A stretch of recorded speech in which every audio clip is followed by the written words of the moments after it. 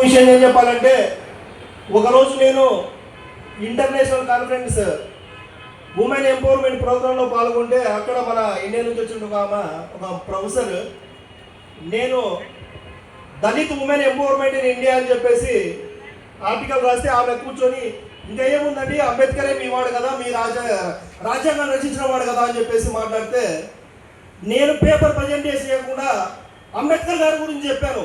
అంబేద్కర్ దళిత వాడు కాదు అని చెప్పేసి నేను ముక్త ఖండంతో తెలియజేస్తా ఉన్నా. భారత రాజ్యాంగాన్ని రచించింది దళితుల కోసం కాదు అని చెప్పేసి సమాజంలో ఉన్నటువంటి అంటరానితనం, అస్పృశ్యత, ఆర్థిక వెనుకబాటుతనం, రాజకీయ వెనుకబాటుతనం, కులాల కుంపట్ల గురించి, కులాల నిర్మూలన గురించి ఆయన భారత రాజ్యాంగాన్ని రచించి భారతదేశంలో ఉన్న ప్రతి పౌరుడికి స్వేచ్ఛ స్వాతంత్రాలు ప్రసాదించినటువంటి ఒక పవిత్ర గ్రంథాన్ని రచించాడని చెప్పేసి నేను చెప్పాను. ఎందుకంటే చాలా మంది చెప్తా ఉన్నారు, ఈరోజు మహిళలు కూడా ఉన్నారు ఇక్కడ, అమ్మా దళిత మహిళల కోసమే భారత రాజ్యాంగంలో అంబేద్కర్ మహిళల హక్కుల గురించి రాయలేదమ్మా. ఆనాడే స్వాతంత్రం మనకు వచ్చిన తర్వాత భారత రాజ్యాంగంలో జనాభా ప్రాతిపదికన 50% ఉన్నటువంటి మహిళలకు వారి జనాభా ప్రాతిపదికన వారికి రిజర్వేషన్ అమలు చేయాలని చెప్పినటువంటి ఏకైక ధీరుడు ఎవరంటే అంబేద్కర్ అని చెప్పేసి నేను తెలియజేస్తా ఉన్నాను. ఈ రోజుకి కూడా 50% రిజర్వేషన్ సాధించుకోలేదు. కాక 33% కోసం కొట్లాడి మొన్న బిల్లు పెట్టి పాస్ చేసుకున్నటువంటి దరిద్రమైన చరిత్ర మన భారతదేశంలో ఉంది. ఎందుకు చెప్తున్నట్టే, ఇప్పుడు ఆ 33% రిజర్వేషన్ లో కూడా నేను ఒక దళిత బిడ్డగా నా దళిత జాతి రిజర్వేషన్ ఎంత అని చెప్పేసి నేను అడుగుతా ఉన్నాను. నా దళిత అక్క చెల్లెలకు మీరు ఎంత రిజర్వేషన్ ఇస్తారని చెప్పేసి నేను అడుగుతా ఉన్నాను. అదే కాకుండా కార్మిక హక్కుల గురించి ఈరోజు ఇక్కడ ఉన్నటువంటి చాలా మంది ఎంప్లాయీస్ వివిధ కులాల వాళ్ళు అయి ఉంటారు, దళితులే కాదు వివిధ కులాల వాళ్ళు ఉంటారు. వాళ్ళు కూడా 8 గంటలు పని దినాన్ని అనుభవిస్తున్నారంటే అది అంబేద్కర్ దళితుల కోసం కాదు, అందరి కోసం రచించినటువంటి రాజ్యాంగం. కార్మిక హక్కులు రక్షించబడుతున్నాయంటే అది గ్రేట్ బాబాసాహెబ్ అంబేద్కర్ గారు అని చెప్పేసి నేను తెలియజేస్తా ఉన్నాను. ఇంకొక ముఖ్యమైన విషయం, అమ్మ ఈరోజు ఉద్యోగంలో మీరు పురిడిల కోసం మీరు సెలవులు పెట్టుకుంటే మెటర్నిటీ లీవ్స్, ఆ రోజే అంబేద్కర్ గారు మీకు మెటర్నిటీ లీవ్ ఉండాలి మహిళలకు అని చెప్పేసి రాజ్యాంగంలో పొందుపరిచి మీ హక్కులను కాపాడినటువంటి వారిని ఒక్క సామాజిక వర్గానికి మీరు ఎందుకు కట్టేస్తారని చెప్పేసి మేము అడుగుతా ఉన్నాం. ఆయన దళితుల కోసం కాదయ్యా, అందరి వాడు. ఆయన భారతదేశ స్వాతంత్ర దాస్య శృంఖలాల విముక్తిని, పౌరులకు స్వేచ్ఛ స్వాతంత్రాలను ప్రసాదించినటువంటి ఒక మహానాయకుడు, మహానేత, మన భారత పిత అని చెప్పేసి నేను మాట్లాడుతూ ఉన్నాను. అలాంటి వ్యక్తిని ఒక జాతికి ఈ రోజుని కూడా మన భారతదేశంలో ఉద్యమాలు దేనికోసం జరుగుతున్నాయో తెలుసా? దళిత ఉద్యమాలు మంచినీరు తాగడం కోసం. ఆ రోజు అంబేద్కర్ గారు మహాచెరువు మీద పోరాటం చేశారు. విద్య కోసం ఆనాడు అంబేద్కర్ బయట కూర్చోబెట్టి విద్యను అభ్యసించేశారు.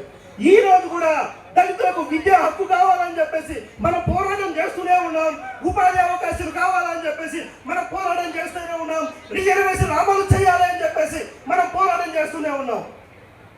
ఇప్పుడు ప్రభుత్వ రంగము తగ్గిపోయి ప్రైవేట్ రంగం పెరిగిపోతుంది. ప్రైవేటు రంగంలో కూడా భారత రాజ్యాంగాన్ని అమలు చేయాలి. ప్రైవేటు రంగం భారత రాజ్యాంగానికి అతీతం కాదు. ప్రైవేటు రంగంలో కూడా రిజర్వేషన్ అమలు చేయాలి. నా దళిత సోదరులకు, నా దళిత బిడ్డలకు హక్కు కల్పించాలని చెప్పేసి నేను మాట్లాడుతూ ఉన్నా. మీకు ఇంకొకటి కూడా తెలియజేస్తాను, ఆయన పోరాటమే, నేను చెప్పింది ఏమి లేదు. ఆ రోజు ఆయన పోరాడాడు, ఈ రోజు కూడా మనం పోరాడుతూనే ఉన్నాం, ఇంకా మగ్గిపోతూనే ఉన్నాం బానిసత్వంలో. ఎందుకు చెప్తున్నాడు బానిసత్వం అంటే, ఆ రోజు కుల వ్యవస్థతో ఆయన మగ్గిపోయాడు. ఈ రోజు కూడా మనము ఈ అంటరానితనము, అస్పృశ్యత, కులవలక్షతో గ్రామీణ ప్రాంతాల్లో, పట్టణ ప్రాంతాల్లో అనుభవిస్తూనే ఉన్నాం. ఇంకొక వాడు చెప్పాలంటే 2 గ్లాసుల పద్ధతిని కూడా ఇంకా పాటిస్తూనే ఉన్నారంటే నిజంగా సిగ్గుతో చచ్చిపోవాలా. ఇలాంటి వాటిపైన పోరాటం చేయడం కోసమే అంబేద్కర్ మనకు భారత రాజ్యాంగంలో నిరసన తెలియజేసే హక్కును కల్పించాడు. దీన్ని తీసుకురావడంలో భారతదేశంలో ఆర్థిక స్వాతంత్రం ఉన్నటువంటిది ఒకటి. భారతదేశంలో భారత రిజర్వ్ బ్యాంక్ అనేటువంటి దాన్ని భారతదేశంలో ఉండాలి. భారతదేశంలో ఆర్థిక లావాదేవీలన్నీ కూడా రిజర్వ్ బ్యాంకు ద్వారా జరగాలి. ఏకీకృతమైనటువంటి ద్రవ్య విధానాన్ని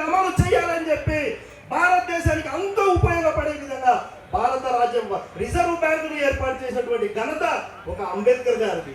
అలాంటి అంబేద్కర్ గారిని ఒక కులానికో ఒక జాతికో మీరు కంటగడుతూ ఉంటే మాలో ఉన్నటువంటి రక్తం చెర్రు చెర్రు అని చెప్పేసి పరుగులు వేస్తూ ఉంది. ఖబర్దార్ అని చెప్పేసి కూడా నేను తెలియజేస్తా ఉన్నాను. ఆయన ఒక దళిత జాతి బిడ్డ కాదు, భారత జాతి బిడ్డ, భారత మాత ముందు బిడ్డ, భారత జాతి పిత అని చెప్పేసి కూడా నేను తెలియజేస్తా ఉన్నాను. అలాంటి వ్యక్తిని మనం స్ఫూర్తిగా తీసుకోవాలని చెప్పేసి కూడా తెలియజేస్తా ఉన్నాను. తర్వాత మనం చూసినట్లయితే రాజకీయ పరిణామాల్లో ఆయన అనేక చోట్ల ఓడించారు. ఈ రోజు కూడా రాజకీయాల్లో దళిత నియోజకవర్గాలు ఏర్పాటు చేస్తే అవి కూడా ఇప్పుడు 15% ఇస్తా ఉన్నారు. 15% కాదు బ్రదర్, మాది 24% ఈరోజు జనాభా ఉంది. 24% రిజర్వేషన్ మీరు ఇవ్వాలి. అసెంబ్లీలో కానీ పార్లమెంట్లో కానీ 24% సీట్లు మాకు కేటాయించాలని చెప్పేసి నేను ఈరోజు తెలియజేస్తా ఉన్నాను. మన బాధ్యత అది, ప్రతి ఒక్కరి బాధ్యత. దానికోసం పోరాడాల్సినటువంటి అవసరం ఉంది అని కూడా నేను తెలియజేస్తా ఉన్నాను. 24% ప్రజలు ఉన్నటువంటి మనకు మాత్రం 15% రిజర్వేషన్లు ఇస్తే అది ఏ విధంగా సరిపోతుంది, ఏ విధంగా న్యాయం జరుగుతుంది, ఏ విధంగా సోషల్ జస్టిస్ అవుతుంది అని చెప్పేసి నేను మాట్లాడుతూ ఉన్నా. మీరు ఆలోచించాలా. జనాభా పెరుగుతుంది, మన జనాభా పెరిగినందుకు తగ్గట్టుగా రిజర్వేషన్ పెరగాలి. ఇంకోటి ఆర్థిక స్వాతంత్రం గురించి ఈ మధ్య కాలంలో కుల వ్యవస్థను రద్దు చేసేయండి అని చెప్పేసి ఒక కొత్త స్లోగన్ బయటకు వచ్చేసింది. సంతోషం. కుల వ్యవస్థను రద్దు చేస్తే మొట్టమొదటిగా సంతోషించే వాళ్ళు దళితులే. ఇంతవరకు కూడా బాధలను, ఆ కష్టాలను, నష్టాలను అనుభవించి ఈ కుల వ్యవస్థలో నష్టపోయిన వారు ఎవరైనా ఉన్నారు అంటే ఒక దళితులు మాత్రమే. నడవడానికి పోరాటం చేయాలా, నీళ్లు తాగడానికి పోరాటం చేయాలా, విద్యను అభ్యసించడానికి పోరాటం చేయాలా, విద్యను ఉపాధి కోసం పోరాటం చేయాలా, బ్రతకడానికి కూడా పోరాటం చేయాలి, భవిష్యత్తులో గాలి పీల్చడానికి కూడా పోరాటం చేయాల్సిన పరిస్థితి వస్తుందేమో అని చెప్పేసి నేను బాధపడతా ఉన్నాను. ఈరోజు ఎందుకు చెప్తున్నా ఈ ఆర్థిక స్వాతంత్రం అనేటువంటిది లేకపోవడం వల్ల కుల వ్యవస్థను రద్దు చేయండి, మేము సంతోషిస్తాం. రిజర్వేషన్లు కూడా మీరు రద్దు చేయాలని చెప్పేసి రద్దు చేయండి. రిజర్వేషన్ రద్దు చేసే ముందు ఆర్థిక పరమైనటువంటి సంపద పంపిణీ జరగాలి. ఆస్తులన్నీ ప్రైవేట్ పరంగా ఉన్నటువంటి ఆస్తులన్నీ కూడా ప్రభుత్వం తీసేసుకోండి. మనకి ఈ మధ్యకాలంలో వస్తూ ఉంటుంది, పెట్టుబడిదారుల ఆస్తులు కావచ్చు, క్యాపిటల్ ఆస్తులు అన్ని జాతీయం చేసేసుకోండి, సంపదను పంపిణీ చేయండి, సమానత్వాన్ని తీసుకురండి, అప్పుడు మా రిజర్వేషన్ రద్దు చేయండి, మేమే మీకు వదిలేస్తాం రిజర్వేషన్స్. ఈ మధ్యకాలంలో ESW అని చెప్పేసి 10%. టోటల్ దేశంలో జనాభా ఎంత తెలుసా? అగ్రవర్ణ జనాభా అంటే 18%. 15 నుంచి 18% ఉన్నటువంటి వాళ్ళకి 53% రిజర్వేషన్ ఉంది ఓపెన్లో. మళ్ళా అదనంగా ESW అని చెప్పేసి 10% ఇస్తూ ఉన్నారు. ఎందుకు ఇచ్చారంటే దానికి ఒక రంగు పూశారు. అగ్రవర్ణాల్లో కూడా పేదలు ఉన్నారు, పేదలు ఉన్నందుకు వాళ్ళకు రిజర్వేషన్. అయ్యా, పేదరికం గురించి మాట్లాడే అర్హత మీకు ఉందా అని చెప్పేసి నేను అడుగుతా ఉన్నాను. అగ్రవర్ణాల పేదలు అంటే 10 ఎకరాలు, 5 ఎకరాలు, 20 ఎకరాల పొలం ఉంటే వాడు చిన్న సన్నకారు రైతు పేదవాడు.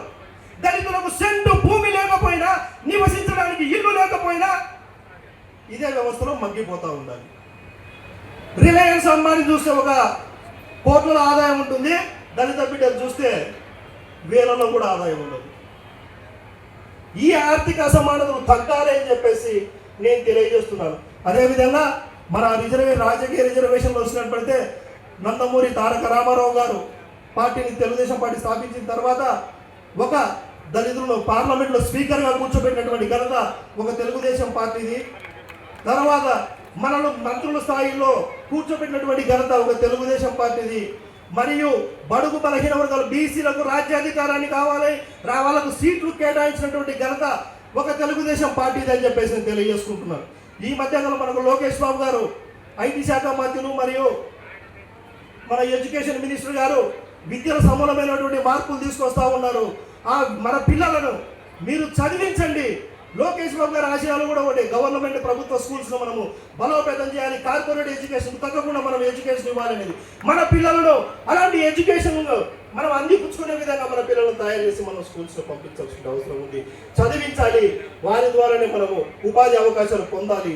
దానికి కావాల్సినటువంటి ప్రణాళికను ప్రతి ఒక్కరు ఏర్పాటు చేసుకుని మన పిల్లలను చదివించండి, ఉద్యోగ అవకాశాల్లో పోటీ పడండి, మన సమాజంలో ఉన్న అస్పృశ్యతను అంటరానితనాన్ని రూపుమాపమని చెప్పేసి కూడా మీకు తెలియజేసుకుంటూ ఇంకొక చిన్న విషయం సార్, బస్విని వ్యవస్థ, జోగిని వ్యవస్థ అని చెప్పేసింది. ఒక దళిత మహిళలను బస్వినులుగా చేసి ఊరు బయట వేసి వారితో ఇష్టానుసారంగా ఇది కులకడం కూడా చరిత్రలో ఒక ఆనవాయితీ. ఈ రోజుకి కూడా పశ్చిమ ప్రాంతంలో బస్విని వ్యవస్థ, జోగిని వ్యవస్థ నడుస్తూ ఉంది. అక్కడ ఎవరు ఉంటారంటే దళిత మహిళలే ఉంటారు, కానీ ఏమి ఓ బ్రాహ్మణ మహిళలో ఇంకొకరు ఉండదు. దయచేసి ఇలాంటి వాటన్నింటి మీద మనము పోరాటం చేసినటువంటి అవసరం ఉంది అని చెప్పేసి తెలియజేసుకుంటూ, నాకు ఈ అవకాశం కల్పించినటువంటి నా ఆత్మ బంధువులకు, వేదిక ఉన్నటువంటి పెద్దలందరికీ, మా ఫరూక్ సార్ గారికి ధన్యవాదాలు తెలియజేసుకుంటున్నాం. Thank you sir. Thank you madam, collector madam గారు.